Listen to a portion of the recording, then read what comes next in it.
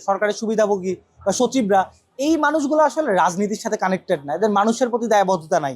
রাষ্ট্রপতি এবং প্রধানমন্ত্রীর মধ্যে যেন ক্ষমতার একটা ভারসাম্য আসে এবং রাষ্ট্রপতি যেন দলীয় ভৃত্য হিসাবে বা দলীয় গোলাম হিসাবে সবসময় ব্যবহৃত না হন। পরবর্তী রাষ্ট্রপতি তো একটা দলীয় সিদ্ধান্তের ব্যাপার আছে বিএনপির জায়গা থেকে, আর তাদের দলের জায়গা থেকে অনেকগুলো আলাপ আসতে পারে, বাট আমার জায়গা থেকে মির্জা ফখরুল ইসলাম আলমগীর খুবই জেন্টেলম্যান, তিনি রাষ্ট্রপতি হতে পারেন।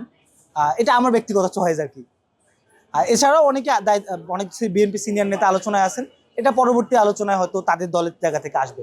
আচ্ছা, আমরা দেখছি যে আসলে বিগত গভর্নমেন্টের টাইমে বিশেষ করে চুপ্পুর যে ব্যাপারটা হয়েছে, যে আসলে এই বিভিন্ন সরকারি পদে চাকরি করে আসছে সরকারের সুবিধাভোগী বা সচিবরা এই মানুষগুলো আসলে রাজনীতির সাথে কানেক্টেড না, এদের মানুষের প্রতি দায়বদ্ধতা নাই। তো আমি চাই যেই আসুক, যেই মানুষটা দীর্ঘদিন থেকে মাঠ পর্যায়ে রাজনীতি করে আসছে, মানুষের সাথে তার কানেকশন আছে, মানুষের ভাষা বোঝে, এমন কেউ রাষ্ট্রপতি হোক। এটা বিএনপি সিদ্ধান্ত, কিন্তু আমি চাই যে পলিটিশিয়ানদের মধ্যে থেকে কেউ রাজনীতিবিদ হোক। 72 ঘন্টা ময়েশ্চার লক সমৃদ্ধ লিলি বডি ওয়াশ, শিয়া বাটারের গুডনেস স্কিন রিপেয়ার করে রাখে সফট ও গ্লোয়িং। রাষ্ট্রপতি হোক, তাহলে আসলে আলটিমেটলি একটা দেশের জন্য ভালো কিছু হওয়ার পসিবিলিটি থাকে।